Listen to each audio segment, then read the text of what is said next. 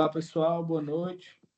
Boa noite a todos. Estamos aqui para mais um Astro Sessions. Hoje temos um convidado super especial aqui, um empreendedor local.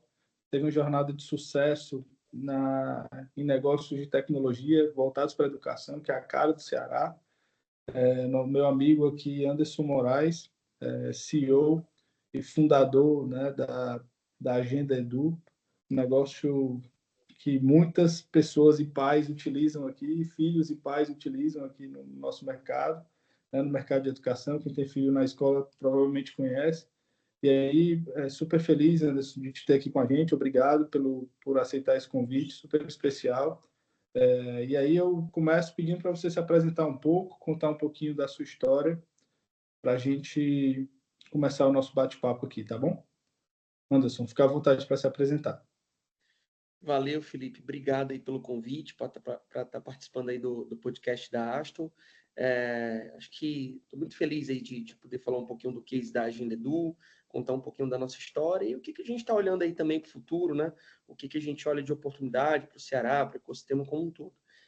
Para quem não me conhece, eu sou Anderson Moraes, eu sou cofundador da Agenda Edu, estive como CEO da Agenda Edu durante boa parte da nossa jornada, que são de mais de 10 anos agora, né? Esse ano a gente completou 10 anos de empresa, o que é um grande feito, né? A gente sempre brinca que startup é meio que ano de cachorro, né? Então, assim, para cada ano que você passa, você passou 7, né? Então, a gente já é quase velhinho aqui, né? 10 anos, uma década, porque a taxa de mortalidade é muito grande, né? Tanto de natalidade como de mortalidade desses negócios digitais. Então, a gente teve aí a satisfação de conseguir conduzir esse negócio. Eu sou cearense, nasci e me criei aqui. Eu venho de uma família que acreditava muito na educação, mas que tinha poucos recursos financeiros. Então, minha mãe é professora e meu pai é administrador. Eu nasci e me criei aqui em Fortaleza, né? E eu acho que um dos grandes pontos que definem o Anderson como profissional, como empreendedor, é que eu acho que eu sempre acreditei que quem aprende rápido ou quem se dispõe a aprender alguma coisa todo dia, chega na frente, né? Então, fui aluno bolsista de grandes escolas, eu acho que tive essa sorte, né, de nascer no Ceará. Você frisou aí essa questão da vocação do Estado com a educação, né? Então, eu sou produto do nosso Estado, então fui bolsista de grandes escolas, passei no vestibular para medicina, na Universidade Federal, não era muito a minha praia, acabei fazendo direito na Federal do Ceará, isso tudo porque isso era minha versão aluno, né? Que era de 7 da manhã às 7 da noite aluno, mas de 7 da noite até meia-noite, até 1 hora da manhã, eu era designer, aprendi ali o ofício do designer gráfico cedinho, com 11, 12 anos, e aí juntou essa história toda ali do Anderson Designer, né, por hobby, por paixão, por necessidade, com esse Anderson, aluno de performance, quando bateu ali a época de fazer faculdade, e disso nasce ali um empreendedor, né? Eu falei, cara, vou fazer direito porque é um curso meu período e vai me permitir empreender com a outra coisa que eu já fazia desde cedinho, que era ser designer, que era ser programador. Então, acho que essa é um pouco da minha história e acho que ter acompanhado essa jornada educacional dos meus pais, né? Então, comentei, né? A gente nasceu com poucos recursos e tal. Minha mãe é a filha caçula de uma família de 15 irmãos. Meu pai tem 6, 7 ali. E ambos foram os filhos, né? Os primeiros e talvez até os únicos a conseguirem fazer uma jornada formal de educação, né? Então, vi minha mãe se formar quando eu tinha uns 11 anos, 10 anos, 11 anos, e meu pai, pouco depois dela, estimulado pelo exemplo dela, né? Então, acho que a educação mudou minha vida. Sou muito grato a ter nascido no Ceará, a ter tido oportunidades que eu sei que muitas outras pessoas não têm. Eu acho que se você nasce aqui com determinação, com algum talento, você vai ser acolhido pelo ecossistema local, né, de educação, e eu acho que isso me jogou aí nesse mundo aí como empreendedor, como um apaixonado por educação, que foi o que me jogou ali na Agenda Edu 10 anos atrás, quando eu tinha uns 24 anos, estava terminando a faculdade, eu tinha uma empresa, mas estava buscando alguma coisa ali relacionada a propósito, e ver a ideia de juntar, né? Resgatar lá do passado o Anderson aluno com o Anderson designer ali para fazer um negócio em educação. E aí, cara, 10 anos de história, muita coisa, você vai perguntar e a gente vai falando ao longo do papo para também não ficar uma fala muito longa. Legal, Anderson. É engraçado, a gente tem essas coisas em comuns também, né? Eu tenho parecido, né? Família veio do interior, com também. Minha mãe é caçula de 12 irmãos, então é interessante essa história, fora os que não vingaram, né? Porque nessas 15 aí, certamente, muitos, infelizmente, não vingaram, porque é estatística, né? Não Sim, tem jeito. Mas, bom, essa tua história é muito interessante, cara, porque dá para ver que você é um cara que gosta de se desafiar bastante, né? Passou em medicina, resolveu fazer direito por escolha, por entender que a vocação empreendedora estava acima de tudo e arriscou alto, né? Fugiu de uma carreira estável, de renda alta, né? Garantida, certamente um pouco mais garantida ali, né? Uma volatilidade menor, você ia manter uma renda alta ali se você tivesse feito medicina, por exemplo, mas você não ia talvez conseguir ter tanto sucesso nessa jornada empreendedora, inclusive com um evento de liquidez relevante, né? Com um histórico legal. Mas o papo é contigo, então assim, fica à vontade para falar o quanto quiser, tá? Se sentir à vontade. Mas, bom, falando sobre educação, Anderson, como surgiu a Agenda Edu e por que a educação? Assim, foi por conta desse histórico familiar, da importância da educação? Como tu entendeu a necessidade da Agenda Edu? Como surgiu o primeiro produto? Quanto tu testou o MVP? Enfim, fala sobre esses pontos. Fica à vontade aí, que eu sei que você é um cara criativo, você vai levar o papo. legal, legal. Até pegando um gancho aí do que tu falou, né? Tu falou, pô, você poderia ter ido para uma carreira mais estável, né? E etc. Eu sempre costumo falar aqui para os nossos sócios, para a galera que a gente costuma fazer negócio, que eu sempre acho que o PL, né, o patrimônio líquido do empreendedor, é ajustado ao nível de felicidade que ele tem, né? Então, acho que talvez eu teria sido um cara que teria tido mais dinheiro num período mais rápido ali da minha vida, ou com mais instabilidade, mas talvez eu era mais infeliz, né? Então, porra, com o PL ajustado à felicidade, eu ia ser. Era melhor nem ter feito, né? Então, eu brinco que acho que a gente tem que procurar um pouco dessa dosagem, né? O quanto que a gente tem sucesso, mas também o quanto que a gente consegue ser equilibrado e respeitar também ali nossos limites, né? Nossas vocações também. Eu acho que quando a gente está fazendo uma coisa que a gente é vocacionado, as coisas fluem mais rápido, né? E aí, já caindo nessa discussão do porquê educação, por que surge a Agenda Edu, eu acho que veio nessa linha mesmo, assim, de procurar um pouco da felicidade, né? Eu já tinha uma empresa, então quando eu passei no vestibular com 19 anos, eu abri uma agência, um estúdio de design e uma software house, então passei quase 5 anos ali tocando esse negócio em paralelo com a faculdade, e os meus outros sócios também já vinham de outras coisas. Então a Fernandinha era gestora de um cowork, que foi o primeiro cowork aqui, um dos primeiros, né, que era a Elephant Cowork, foi um grande ambiente de inovação e empreendedorismo aqui no Ceará. O Pietro foi fundador de algumas empresas ligadas a design, Abracadabra, Orb, e etc. E o Alan, ele já vinha também de outros negócios, né? Então, você junta 4 pessoas que não se conheciam, que eu acho que esse é um detalhe super engraçado, né, sobre a nossa história. A gente foi sócio antes de ser amigo, né? Então, nenhum dos 4 se conhecia, e aí eu acho que os 4 estavam num momento de vida parecido, de buscar alguma coisa que fazia sentido, né? Porque todo mundo já estava fazendo alguma coisa. A minha inquietação, o meu questionamento, é porque eu olhava para o que eu fazia na agência, né? Eu dizia, pô, cara, tô terminando a faculdade, não quero ser advogado, porque eu amo o que eu faço aqui do design, da programação, da tecnologia e etc. Quando eu olho para a agência, o negócio tá dando bem, tá me dando dinheiro, pô, tava crescendo bem, mas eu não era muito feliz, porque como era um negócio de serviço, então você sempre tinha que ficar pedalando para ele ficar de pé, né? Então, eu vinha numa jornada de dizer o seguinte: eu quero ter foco, eu quero ter um único produto ou um único serviço que eu consiga executar, acordar todo dia e dormir, destinado a executar aquilo e que aquilo vai ter um crescimento linear. Que eu acho que isso é uma das grandes características que eu acho dos empreendedores que conseguiram fazer alguma coisa diferente, né? Que é foco no longo prazo. Então, assim, porque nada acontece do dia para o outro. Então, eu estava olhando e dizer, cara, eu até aceito tomar aqui uma diminuição, uma redução do meu padrão e tal, se no longo prazo eu ver esse negócio apontando ali numa reta ascendente. Então, juntava essa vontade de querer fazer uma coisa única, porque a gente fazia muito projeto, entregava, saía da nossa mão e ia para a mão do cliente, que às vezes não botava para frente, não fazia o negócio rodar e tal. Então, falava, cara, que vontade, que projeto legal esse que a gente entregou e que o cliente não botou para frente. Quantas coisas não poderiam ter surgido legais, né? Quantos iFoods não ficaram pelo meio do caminho, né? Porque alguém com dinheiro foi lá, desenvolveu e não teve a resiliência para tocar ali o negócio. E aí a gente falou, cara, eu parei e falei, cara, quero fazer uma coisa só. E aí, nessa de querer fazer uma coisa só, eu comecei a pesquisar.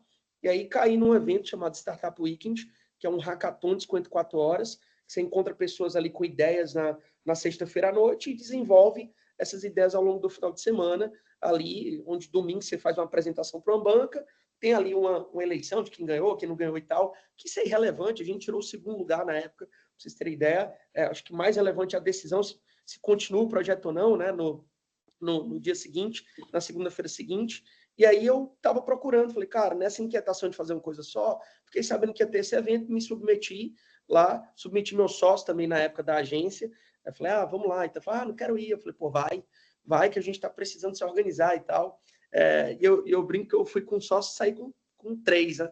Porque o Israel, que era na agência, acabou indo para um caminho de estabilidade mesmo, concurso público, fui fazer outras coisas e eu acabei, ficando apaixonado pela ideia que surgiu lá no Startup Weekend, que foi da Agenda Edu, e entrei de cabeça lá. Então, acho que, primeiro, né, acho que pessoas muito diferentes, mas complementares na parte técnica, o advogado gostava muito de vendas, o Alan programador, a Nanda administradora, o Pietro designer, especialista em produto, marketing. Então, junta 4 pessoas diferentes, mas todos procurando o mesmo momento de vida. Quero fazer uma coisa só, quero fazer uma coisa que faça sentido, e aí todo mundo com essa quedinha por educação, né? E aí o Alan passou por um problema na vida dele, pessoal, que ele esqueceu de comprar uma máscara para um baile de carnaval da escola da filha dele. E aí, dessa demanda, surge a Agenda Edu, que nasce como Agenda Kids, né? Porque era um produto de nicho, eu lembro desse nome. digital para escolas de educação infantil. Então, assim, não era só um agenda escolar digital, era focado no nicho bem específico. E aí, depois disso, foi que a gente foi evoluindo ali para atender toda a educação básica, cursos livres, cursos profissionalizantes, até virar ali, né, a Agenda Edu. Então, foi por isso que a gente começou esse negócio, acho que muito mais por o desejo de fazer um produto único, começo, meio e fim, e consequentemente caiu em educação, que cada um tinha uma história diferente com a educação. Então, eu tinha sido aluno de performance, filho de professora, já cheguei a dar aula, a Nanda era professora universitária, tinha chegado a dar aula na universidade, o Alan, né, tinha uma filha em idade educacional, tinha uma história muito bonita com a educação, que ele nasceu em Marabá, no Pará, então tinha toda aquela coisa do cara que foi autodidata e tal, e estava querendo refletir uma educação massa para a filha dele, e o Pedro é o que tem a história mais engraçada, por isso que eu deixo para contar por último, porque o Pedro, a mãe dele sempre trabalhou no varejo e tal, às vezes acabava trabalhando muito tempo fora de casa, e aí o Pedro repetiu várias séries, ali primeiro ano, segundo ano e tal, quer dizer que a escola não era para ele, ele é um dos melhores designers que eu conheço na minha vida, mas eu acho que não gostava muito de matemática, de português e tal, o negócio dele era desenhar na capa dos trabalhos, né? E aí ele repetiu 2 anos. Um dia a mãe dele chegou para tomar café com ele e falou: pô, Pietro, você está arrumado para ir para a escola, mas você não terminou, vai fazer 2 anos ali. Então, mãe, deixa eu contar para a senhora. Deu errado ali, eu ainda tenho mais 1 ano e meio aqui pela frente. Então, cada um tinha uma história com a escola. E aí eu acho que junta esse negócio, todo mundo querendo uma coisa só, todo mundo tinha uma história diferente com a educação, e a gente viu que esse negócio poderia mudar ali a educação de alguma forma, né? Zero pretensão de fazer uma mudança educacional, que eu acho que vem muito mais por políticas públicas, por uma série de outras coisas, estrutura, currículo e etc. Mas a gente entendia que a tecnologia ela poderia ser um enabler, ser um facilitador dessa gestão educacional mais assertiva pelo lado da escola, né, do educador e tal, e pelo lado da família. E aí você tinha vários papers lá. A gente teve a sorte de ser acelerado pela Fundação Lehman, né, desde do ano 1 ali, então 6, 7 meses de negócio, a gente já entrou ali num programa da Fundação Lehman, que era um dos grandes vetores ali de pesquisa educacional, tecnologia e tudo mais, e a gente caiu ali nessa coisa, cara, aquela agendinha digital, que era para ser um produto só para facilitar a vida do pai, porque ele já estava no Uber, já estava no Airbnb, já estava no Bankline e tal, e a agenda do filho dele era um caderninho, então a gente começou um negócio bem simples, né? Vamos resolver o problema do pai. Que o pai tem muito problema, a mãe tem muito problema. Acabou virando um propósito, que a gente falou, cara, esquece, não é só o problema do Alan. Aqui a gente tem um problema muito maior, que é um problema relacionado ali à questão mesmo da educação, né? Como é que a gente consegue construir essa relação família-aluno-escola para que a gente consiga ter uma evolução ali nos parâmetros educacionais, né? Porque tem vários estudos que comprovam que quanto mais ativa a família dentro da comunidade escolar, melhor desempenho do próprio aluno, né?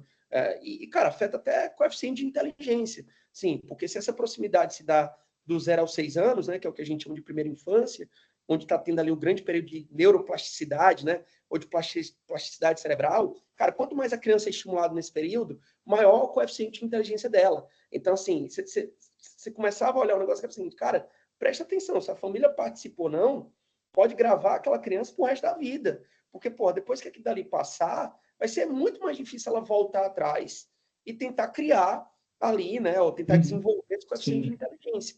Então, acho que começou um negócio despretensioso de como é que a gente resolveu o problema de um pai esquecido, que esqueceu a máscara do baile de carnaval, que a filha chegou sem fantasia e os outros coleguinhas estavam fantasiados e acabou virando um negócio realmente mais técnico, né? E eu acho que isso é uma coisa que a gente... Isso foi antes do Startup Weekend, Anderson, ou foi depois? O quê? O esquecimento da máscara? Sim. Não, foi antes. Tanto é que quando a gente se conheceu... Legal, Startup Weekend tu já veio com isso como dor. O Alan, né? O Alan já veio com essa ideia. Ele falou, cara, aconteceu isso, levou uma agendinha de papel, ó, aconteceu isso, eu estou procurando gente aqui que queira somar nessa aqui para a gente fazer um programa, um aplicativo aqui para gerenciamento de alunos da escola. E aí foi que a gente caiu e desenvolveu. Nossa. E aí, nesses 8 meses, um ano depois, subsequente, foi que a gente foi entendendo o que era o componente educacional dentro do negócio. Porque nos primeiros meses, assim, vamos ajudar o pai. Sim, esquece, aqui é uma agenda escolar digital. Aí depois o que a gente foi entendendo, e aí, cara, daí, a partir do momento que a gente teve essa consciência, que a gente deixou de ser uma empresa de tecnologia com viés educacional para ser uma empresa de educação com viés tecnológico, aí mudou o jogo para a gente. Porque a gente estava jogando um jogo, o cara falou assim, faz tecnologia aqui e joga na escola.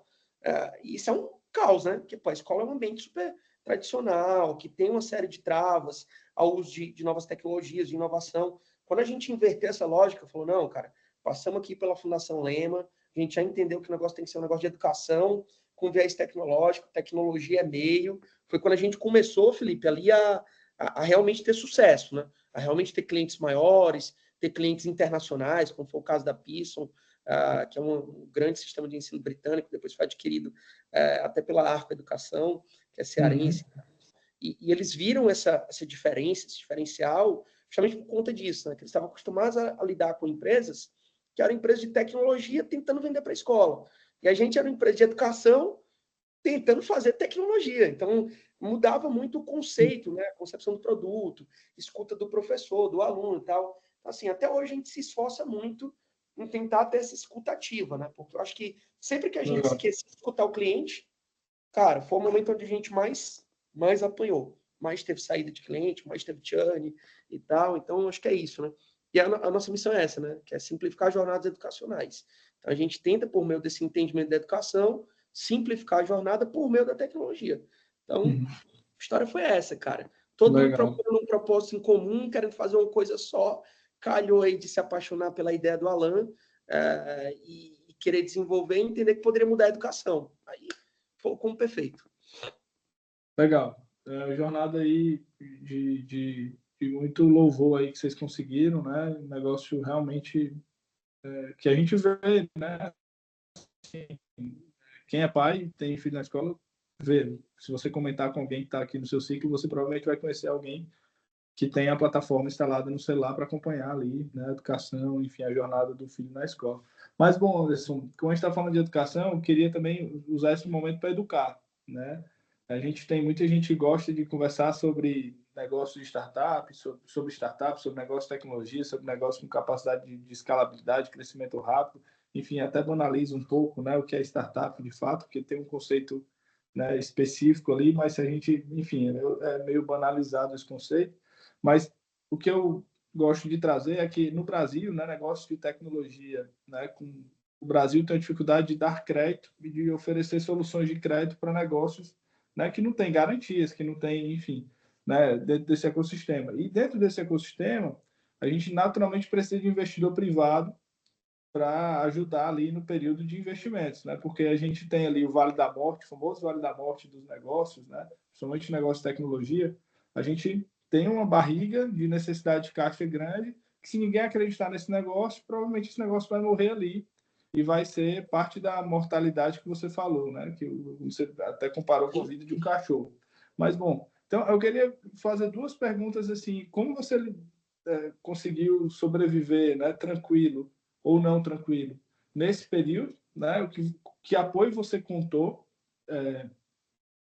nesse período de barriga, né? De cash burn ali, de Vale da Morte, que provavelmente ainda não deve, não é um negócio que cresce rápido, ele ainda pode ter oscilações nesse período. E a segunda pergunta é: quais os KPIs, né, os indicadores mais importantes que você considera dentro da tua jornada que você diria para um empreendedor do ramo de tecnologia, enfim, que esteja montando startup, ele se preocupar mais na hora de apresentar os pitches, etc. Ou seja, como você conseguiu sobreviver aí a esse período de Vale da Morte, né? E o que é que você indica de principais KPIs aí para outros empreendedores, né? Legal, legal. Cara, acho que a priori não tem um empreendedor que eu não conheço aqui que não sempre ficou tentando equilibrar essa dicotomia, né, entre estar muito animado ou estar muito desanimado por conta desse roller coaster aí, né, tipo, dessa montanha-russa que é empreender, né? Então você sempre está em picos e vales, e quando esse vale é um vale da morte, ou seja, você está necessitando de capital e você não tem de onde ter ou de onde tirar, porque sua receita não cresceu o suficiente, não? Porque você não tem fontes externas de investimento, cara, é sempre um momento de muita transformação, né? Eu sempre costumo falar para as startups que eu acompanho, que eu invisto, que eu sou conselheiro, advisor e tal, que é o seguinte: as maiores crises vão trazer os maiores momentos de aprendizado, né? Então a gente passou sim por vários momentos, se não foi um, não foi dois, foram vários, e não era por incompetência, né? É porque às vezes você está acelerando um negócio, você está fazendo pela primeira vez alguma coisa que você nunca fez antes. Como era o caso da gente quando a gente montou a Agenda Edu, né? Era a primeira startup da gente. A gente tinha vindo de negócios tradicionais, tinha vindo ali de serviços, outras coisas e tal. Então, a gente sempre teve um cuidado, né? Quando você fala como é que a gente olha para sobreviver, né? Como é que a gente olhou para sobreviver ao Vale da Morte, eu sempre digo que a melhor forma de você sobreviver é com a receita do cliente, né? Porque aí significa que realmente você encontrou um PMF, que é o que a gente chama de Product Market Fit, ou seja, o encaixe do produto no mercado. O produto que você tem, ele oferece uma solução para uma dor real, ele tem uma proposta de valor clara e tem cliente querendo comprar. Então, a melhor forma de você cruzar esses vales da morte é você acelerando para vender mais, faturar mais e, consequentemente, fazer a empresa funcionar, né? Mas é muito onírico você achar que todos os vales que você vai passar, você vai cruzar dessa forma, porque tem vezes que você tem que fazer essa barriga, né, como você chegou a definir aí, né, que é o total de capital que você vai queimar ao longo do tempo antes que o negócio volte a ser um negócio superavitário, a ser um negócio que vai ser gerador de caixa e tal. Essa barriga é muito grande, você não consegue acelerar tão rápido sua máquina de vendas e fica um negócio meio que ovo galinha. Então, assim, para eu crescer mais, eu preciso de mais recurso, para eu fazer mais recurso, eu preciso de mais venda, só que para eu vender mais, às vezes eu já preciso de mais recurso, para poder contratar mais vendedor, para poder, gastar com marketing. Então, para quebrar esse ovo galinha, geralmente você recorre a fontes alternativas de investimento, né? Sejam elas recursos de subvenção econômica. Então, assim, às vezes você tem um recurso de um Tecnova, um recurso de uma fundação de apoio à pesquisa, que ele vai ser o conhecido fundo perdido, né, de antigamente, mas que hoje a gente chama de recurso de subvenção econômica, né, ou recursos não reembolsáveis. Ou você vai ali para a própria estrutura do mercado de capital de risco, que é o tal do venture capital. Então, pegar ali de alguns dos stakeholders desse mercado, né, que vai desde investidores anjo, vão fazer cheques menores, em momento de risco maior ali, até mesmo fundos de VC, né, fundos estruturados, né, com foco em investimento de negócios de capital de risco. Então, a gente se valeu de boa parte dessas ferramentas, viu? Teve a época que a gente saiu do Vale da Morte porque ganhou um prêmio, o Prêmio Santander Empreendedorismo, foram 25 mil candidatos, 5 ganhadores, e aí era um prêmio em dinheiro e uma bolsa na Babson College, eu fui um dos ganhadores. Então, capital 100% no caixa da empresa, salvou a gente um Vale da Morte. Depois foi um grande cliente que entrou, com 500, 600 escolas de uma vez só. Então, já foi, o próprio cliente gerando capital para a gente conseguir sair do Vale da Morte. Depois já veio o fundo. E quando tu fala disso, Anderson, você não necessariamente, você não breakivou aí, né? Você só conseguiu o caixa necessário para se manter vivo, né? Você foi... A Agenda Edu, ela tem uma característica um pouquinho diferente, porque como a gente sempre foi muito focado nessa parte de vendas, Felipe, então, desde o dia zero, a gente era bootstrapping, né? Então, a gente não recebeu um investimento inicial. A empresa começou com caixa zero, sem nenhum aporte externo, e a gente, sócio, botando tempo e dedicação para fazer o negócio rodar. Então, a gente começou a crescer sempre vendendo muito. Então, vendia algumas escolas, com valor que gerava de receita, eu contratava um desenvolvedor. Estou precisando contratar agora um vendedor. Então, antes de eu contratar, eu tenho que vender mais X escolas para poder trazer. Então, de 2014 até 2017, final de dezembro de 2017, a gente foi bootstrapping. Então, quando a gente ganhou um prêmio, ou quando a gente botava um cliente, geralmente ele botava a gente no break-even de novo. Então, ele suportava aquela queima de caixa para a gente voltar a estar no break-even. Então, saia do break-even, suportava, voltava para o break-even, voltava, porque senão a gente não tinha sobrevivido ali quase 3, 4 anos, né? Então, a gente sempre foi uma empresa assim, mais estruturada. Aí, a partir do momento que a gente faz a captação do seed, que aí foi uma captação maior, aí realmente a gente passou a ser uma empresa, assim, em cash burn mesmo, mas em prol de um crescimento mais acelerado, né? Então, o Brink teve 2 momentos da Agenda Edu, né? Um momento antes de dezembro de 2017, onde a gente não era a empresa que tinha o maior caixa do mundo para investir, mas a gente sempre estava procurando ficar ali no break-even, né? Tentando organizar o caixa, seja com esses grants, seja com trazendo mais cliente, etc. E tem uma Agenda Edu, a partir de janeiro de 2018, foi quando a gente entrou de fato numa trilha de Venture Capital, né? Que a gente captou com o Domo Invest e com o Media Network, que era o fundo do PRO Media, que é fundador do eBay e tal, um fundo gigante aí, que focava muito em investir em educação, saúde e serviços financeiros para a base da pirâmide, e a Domo Invest, que é um fundo de um ex-Buscapé, né? Foi a primeira grande .com brasileira que saiu lá para a Naspers, né? Que é um fundo sul-africano e tal. Então, aí, a partir desse momento, foi que a gente realmente começou a ter a ver sempre o caixa mais vermelho e queimando, mas em prol de um top line, né? De uma receita ali lá na primeira linha, subindo mais, para a gente tentar, em algum momento, fazer esse negócio voltar ali até no break-even, né? E aí foi uma jornada até demorada, cara. A gente passou quase 3 anos e meio aí nessa jornada. Inclusive, rolou a própria aquisição da Eleva, né?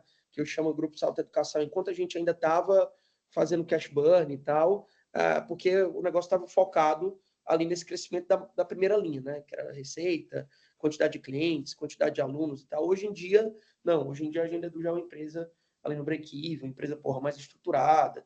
Eu brinco até que a gente tem jeitinho de startup, né? Assim, tem cultura de startup, mas já é uma empresa mais consolidada pelo conceito de startup, né? Que startup, o conceito padrão é uma empresa nascente de base tecnológica em busca de um modelo de negócio repetível e escalável. Então, cara, a gente já tem 10 anos, a gente tem base tecnológica, mas tem muita coisa que quer ser vista aqui dentro, e o nosso modelo de negócio repetível e escalável, ele já foi um pouco consolidado, né? Então, hoje a gente já tem uma base enorme de clientes, a gente já tem previsibilidade no crescimento, então a gente tem uma cultura muito mais de empresa mesmo, de olhar para a última linha, em vez de olhar para o KPI top line, a gente olha para a geração de caixa, para a EBITDA, para outras coisas. Então, foi mudando esse perfil ao longo dos últimos anos, né? Sim, então, era uma empresa no bootstrapping, sempre num break-even forçado, para ser uma empresa que queimou, para nos últimos anos a gente ter ajustado para ela ficar uma empresa agora sustentável, né? Assim, para dizer, cara, agora está pelo menos sustentável, vamos começar a virar ou inverter essa curva para ser uma empresa geradora de caixa e tal. Então, acho que esse foi a rotina. Então, Vale da Morte foram vários. Para cada um, a gente usou um recurso diferente. Subvenção, vender mais. Para outros, cara, capital de risco. Então, acho que é isso e acho que todo mundo está passando por isso. E a minha recomendação sempre né?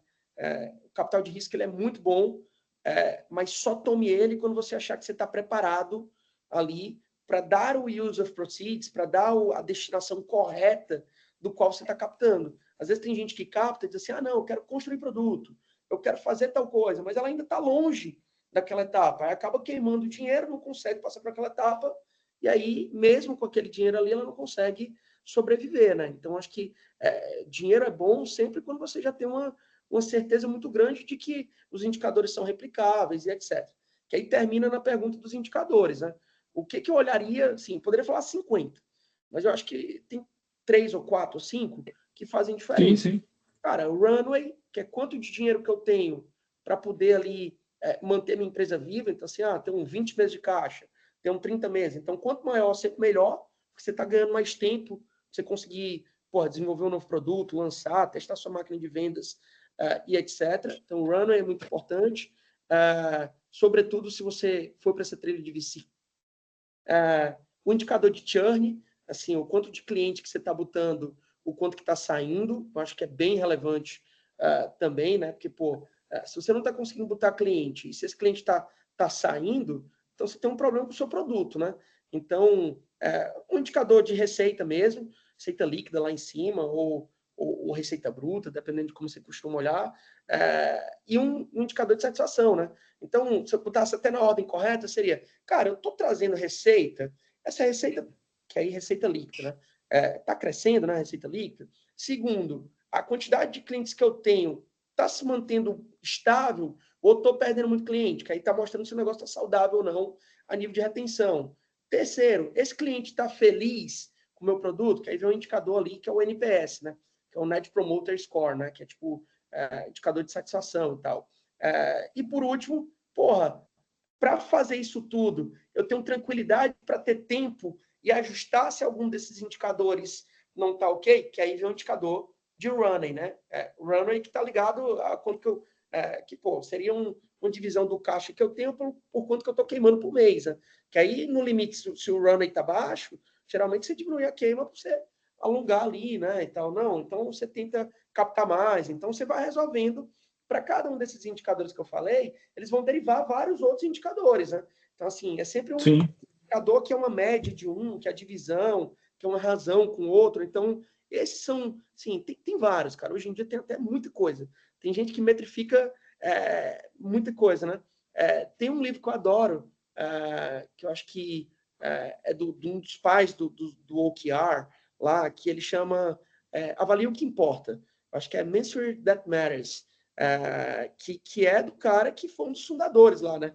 Que ele vai justamente falar sobre o cuidado em você escolher indicadores que sejam afins ou que sejam relevantes para o seu dia a dia. Porque às vezes tem muita gente que cria muito indicador e às vezes dá mais trabalho para o time, que tem que ficar minerando esse indicador sempre, e o cara sai da operação para minerar um indicador que ele não usa no dia a dia para nenhuma tomada de decisão. Que esse é um grande perigo aí, né, dessa jornada aí de investimento ou de empreendedorismo em startup, né?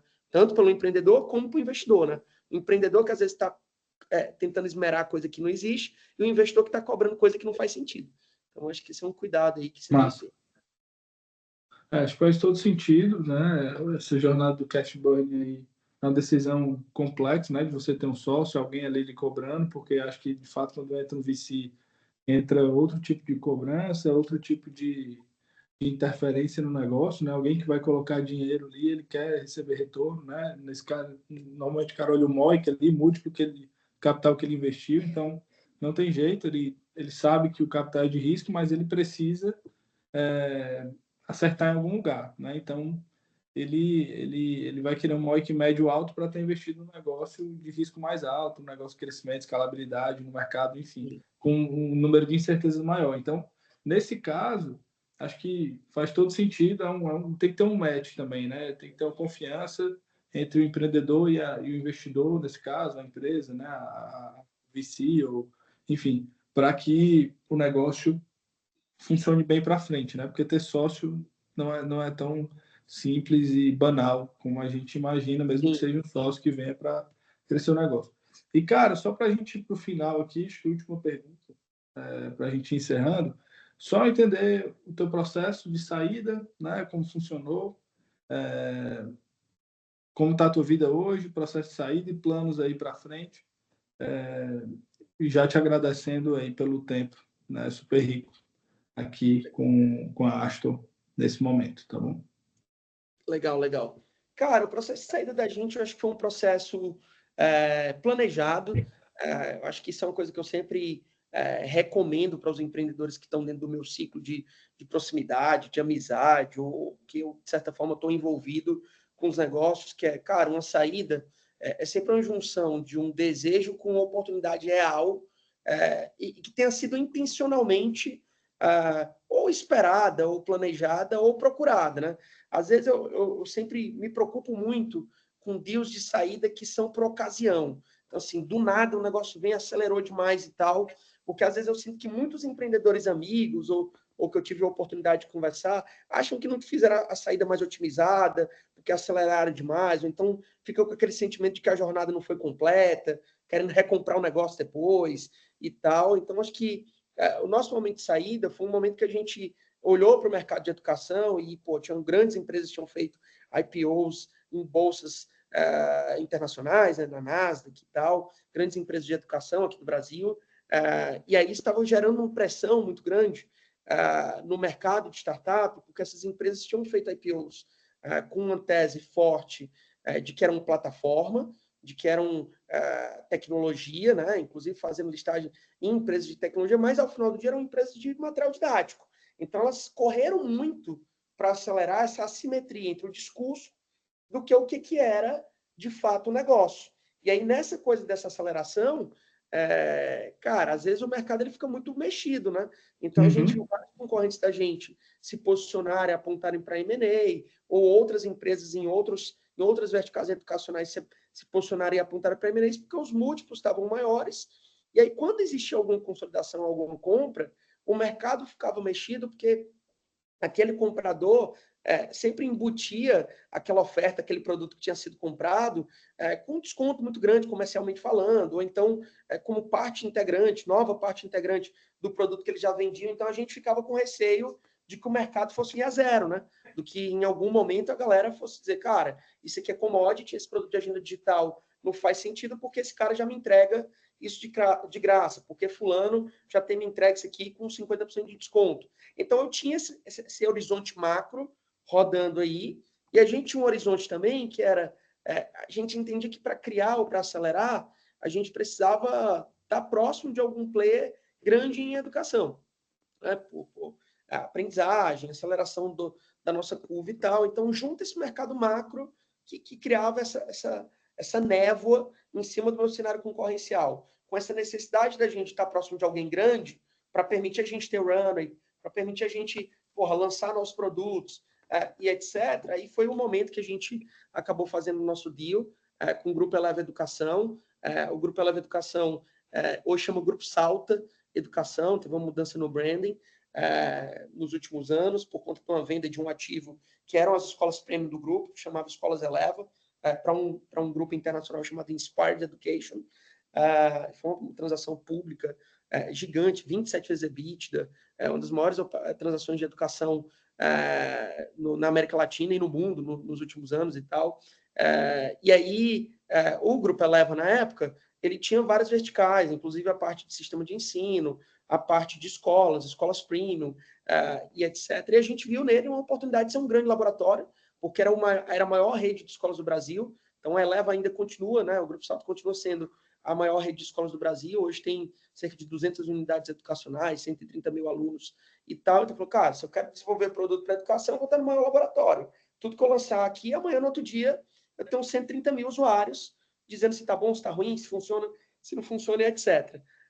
Segundo, o cara tinha um ecossistema completo, tinha de escola, sistema de ensino. Então, conseguia testar vários ambientes. E terceiro, ele estava com vontade muito grande de fazer ali um ecossistema integrado e próprio de soluções, né?